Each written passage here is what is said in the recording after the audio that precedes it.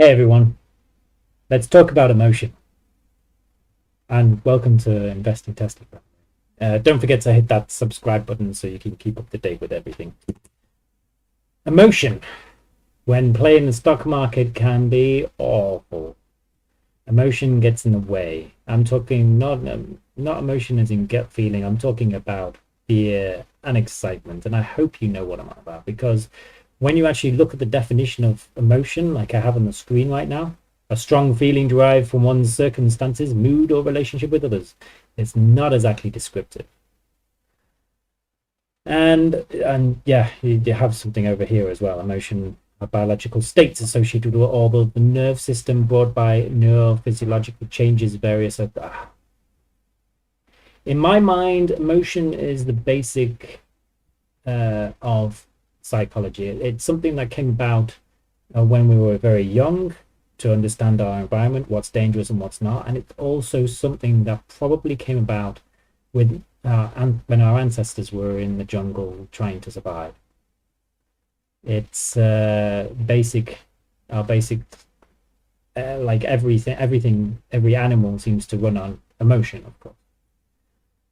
Now, so let's get right into it because emotion can, if you make emotional decisions while trading on the stock market, you will fail, guaranteed 100% fail because the stock market plays with emotions. That's why so many people fail, and that's why you can make such huge profit because you're working against somebody else's emotions, somebody else's fear, somebody else's anxiety and stress, and all of those nasty things that you get from when you're losing something. All right, let me drag out a document here. My document. You're not going to be able to see this. Okay, so yeah, I've talked about excitement and fear, and the gut feeling is always actually gut feelings.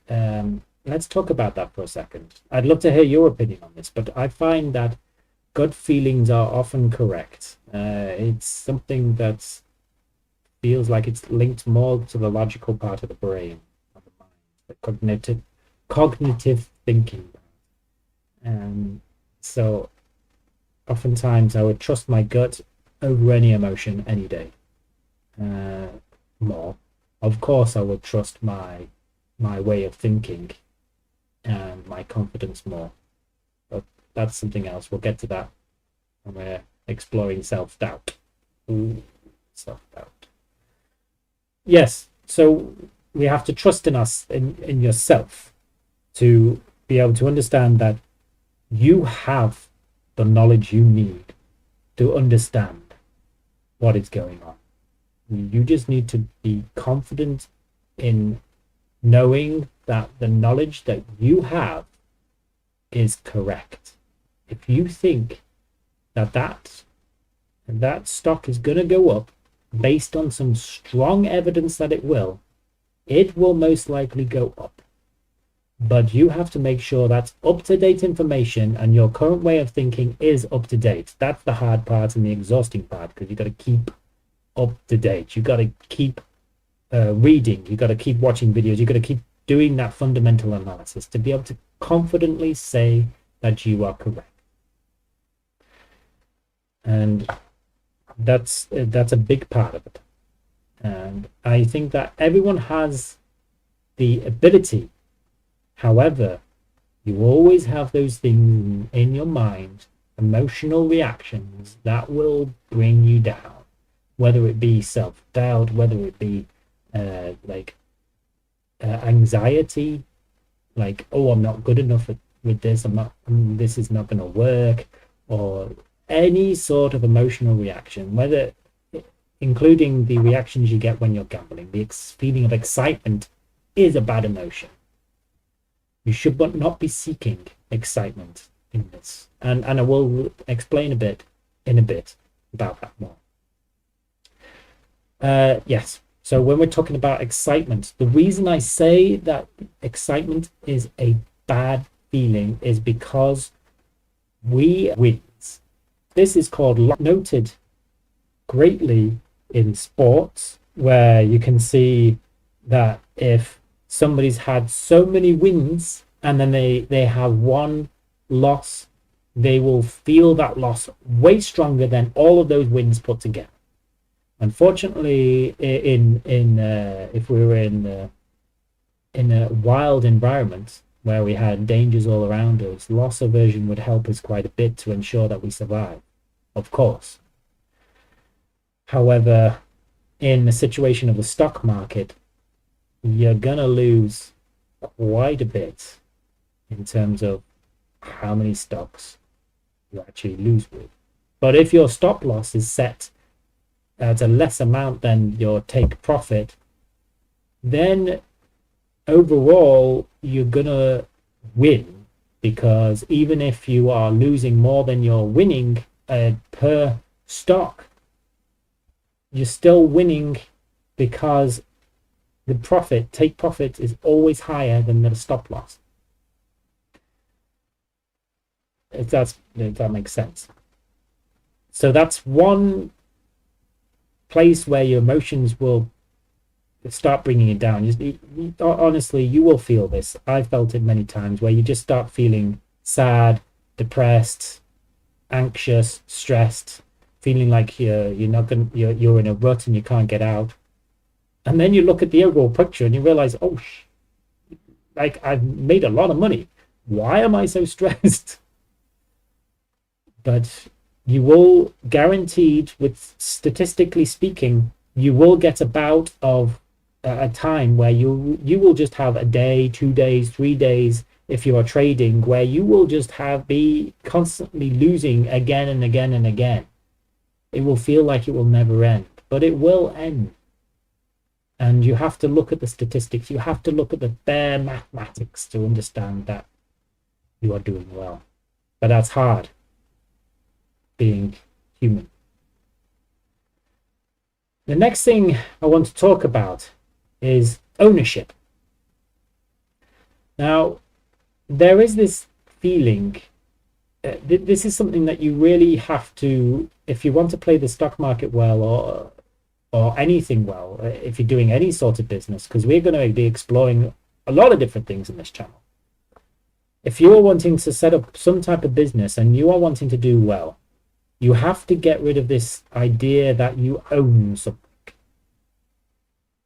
Because essentially ownership, like, if you're, for example, if I was to buy something and I was putting it in a public space for the public to use, then if that thing gets destroyed and I feel like I owned it, then of course I'd feel pretty bad, because it's like, somebody's destroyed my thing.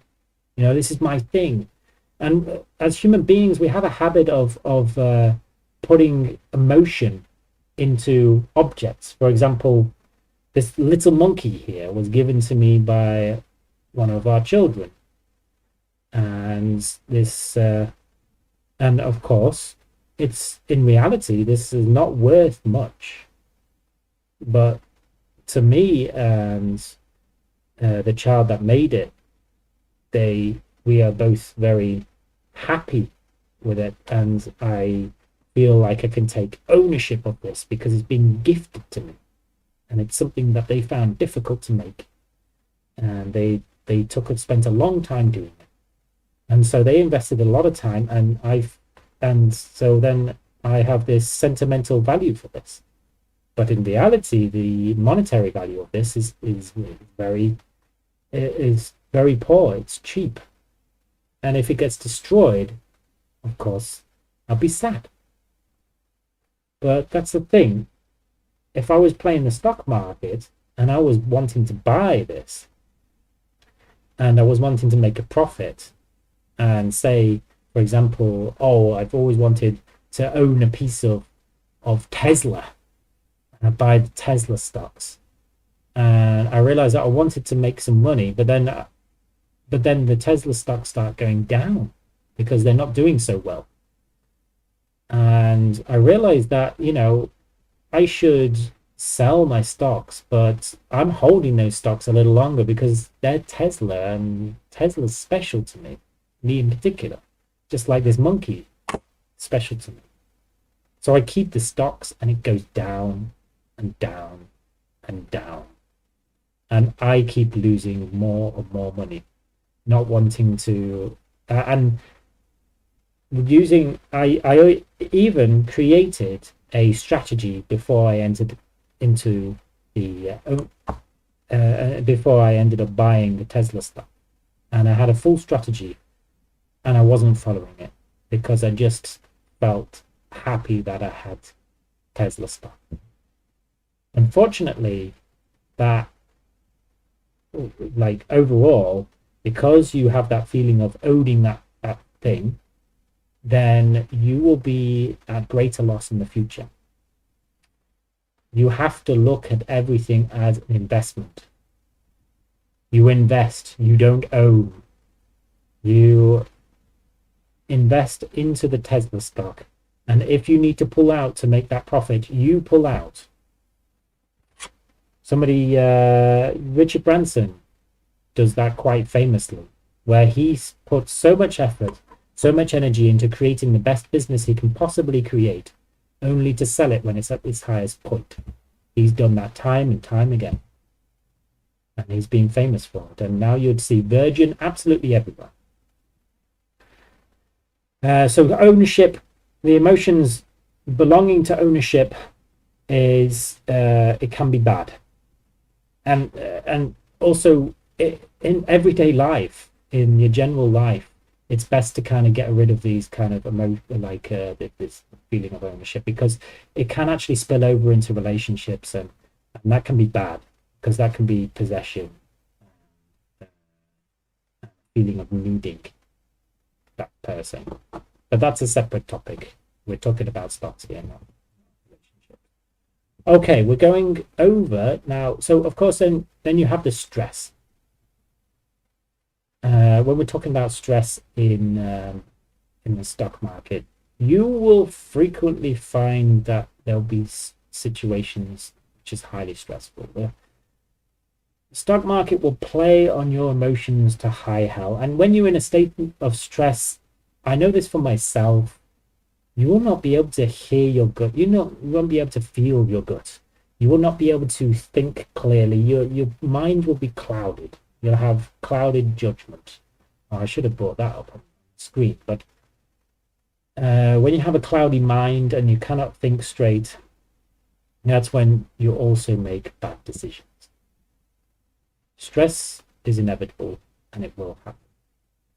My biggest suggestion for you is, before you enter any agreement, any stock, before you end up owning anything, have a proper strategy, and do not enter any more stocks while you are stressed. Just leave the money there. Nothing will happen to it. Just leave the money as it is. And then for the rest of the stocks, just follow your strategies that you created for those individual stocks and come out of it. And give yourself a break. Maybe try and look up, mindfulness. Or there's my heartfulness. Actually, it's pretty much the same thing, apart from in the East, the mind and the heart is the same thing. But in the Western world, we had a tendency of having this idea of mind being separate from heart. So it slowly evolved in the Western world as being mindfulness, as being separate from emotional states. And it's good to actually understand your emotional states as well. So heartfulness can also be very useful. I would suggest this to anyone. If you are feeling stressed, play out your strategies for all the stocks that you're in until you, and don't worry about your stocks. Set up any automated way you can make sure that your strategy plays out without you, and go to a Buddhist center and do mindfulness, or find a place where you can do heartfulness. Just release those thoughts and try and find a way of bringing inner peace. Very important, extremely important. Game theory. Now, if we move on over to game theory is essentially if everybody is logical and rational, then everyone should be following the game theory rules. Game theory isn't actually necessarily a theory in itself, but it's a mathematical model which tries to predict how a rational person will make their next move.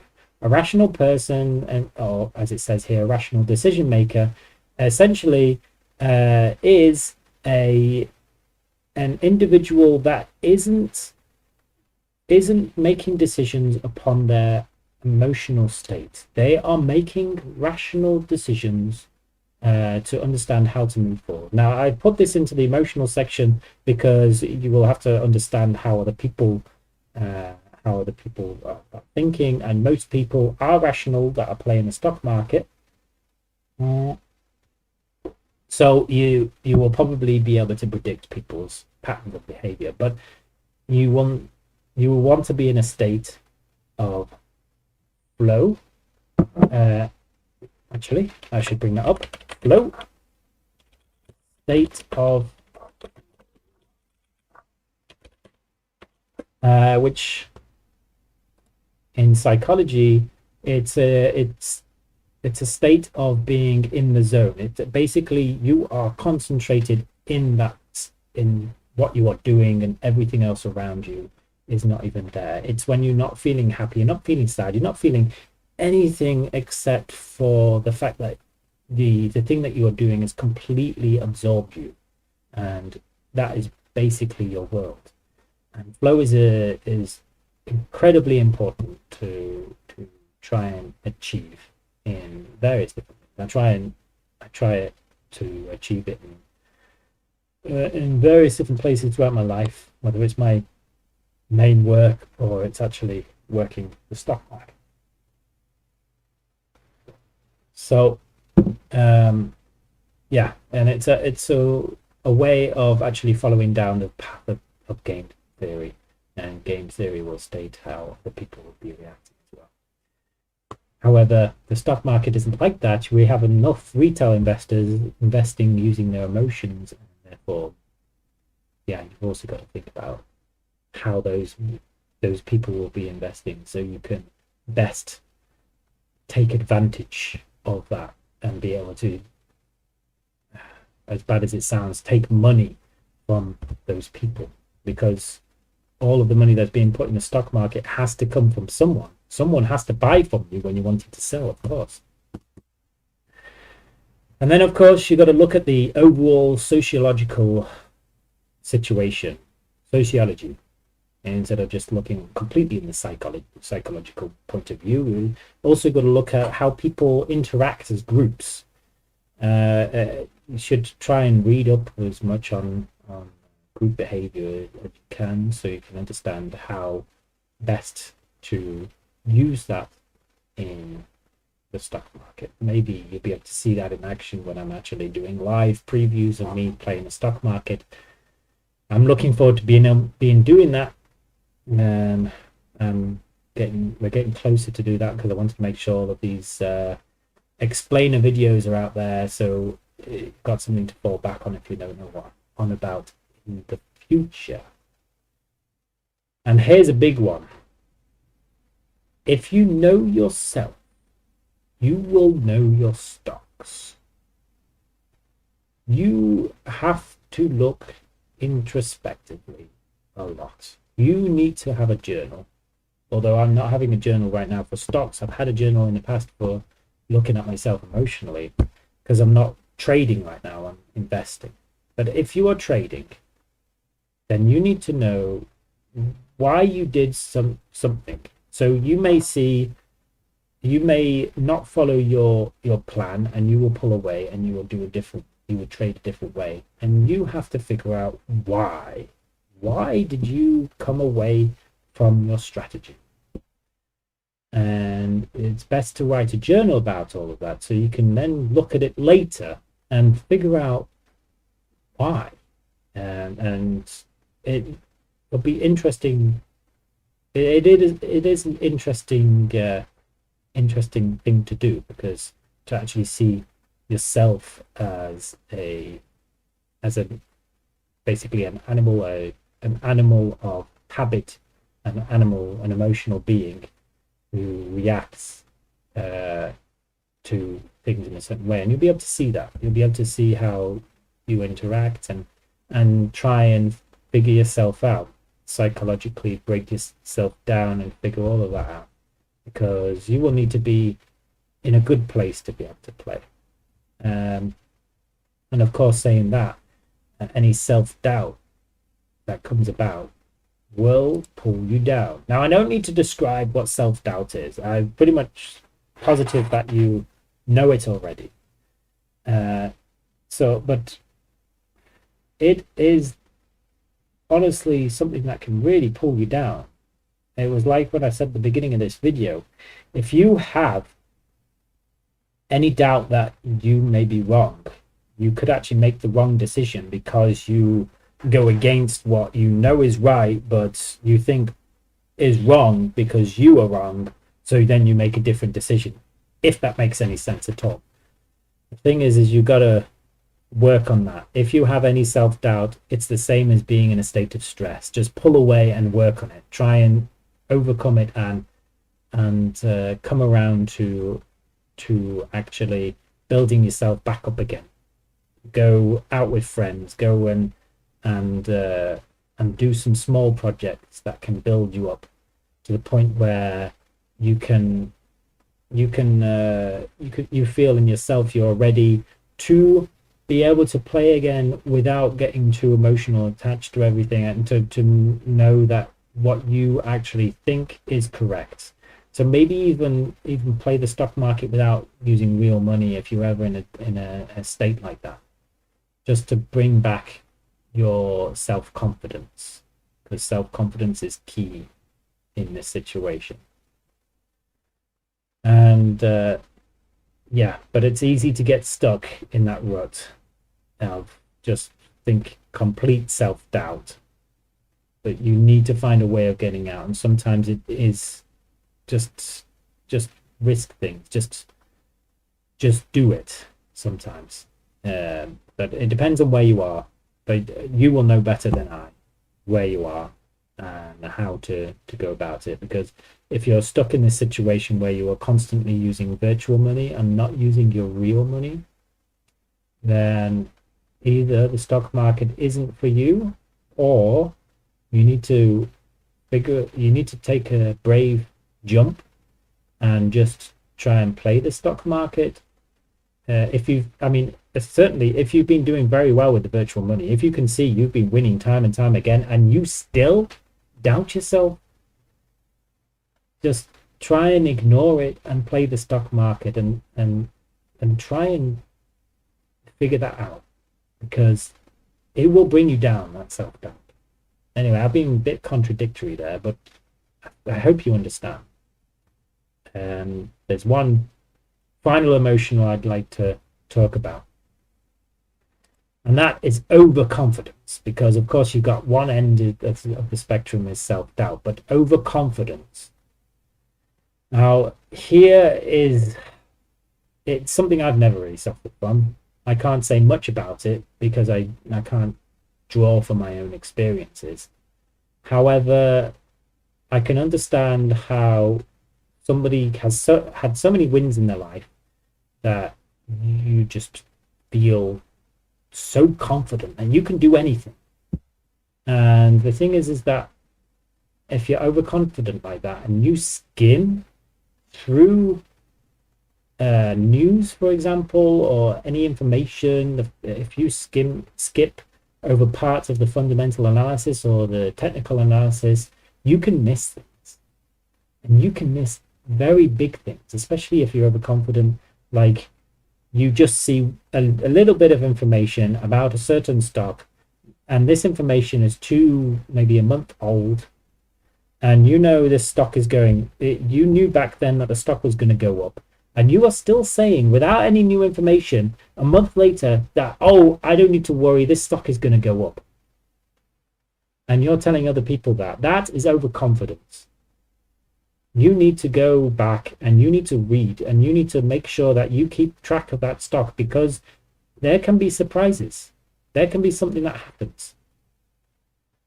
And I mean, of course, it's don't keep track of the stock constantly. That can be too stressful. Yeah, and this is the fine balance between both, right? So, I mean, there are situations where I'm not checking up on a certain stock for a month at a time, but I would not certainly turn around and tell somebody else who could invest in this stock it will go up when I haven't read information on that stock for an entire month. I would definitely not do that. But of course, if you invested in a month ago and you're keeping an eye on its trend and you're seeing that it keeps going up, and you haven't, there's no real reason to read the news because it's just going to be exhausting to keep doing that. And as soon as it starts going down, then you can start selling, and then you'll be okay. And I'm thinking more. I've got in my head about Bitcoin at the moment. You know, I invested at $15,000, and now it's at 50.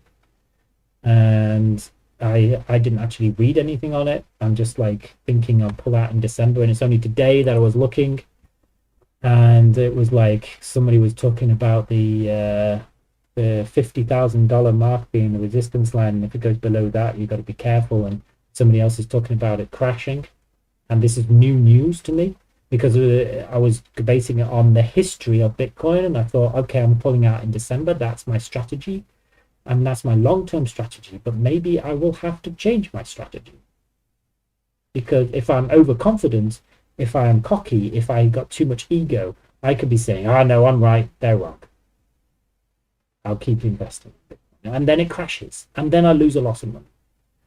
So my advice is never, just don't think of yourself as knowing everything, and try not to allow ego to take control. Of course, a little ego is good, but too much ego, well, I'm sure you'll learn about that in Heartfulness and Mindfulness if you ever go. Anyway, I hope this video has been useful for you. And I know I've been talking quite a bit about various different things that you may or may not find interesting. But it's been fun to talk about it. And I think around this time, I'm going to be starting to go into doing proper videos soon about perhaps student coin and helium. But that's another video, and you don't need to worry yourself about that. And I shall see you in the next video. Talk to you soon.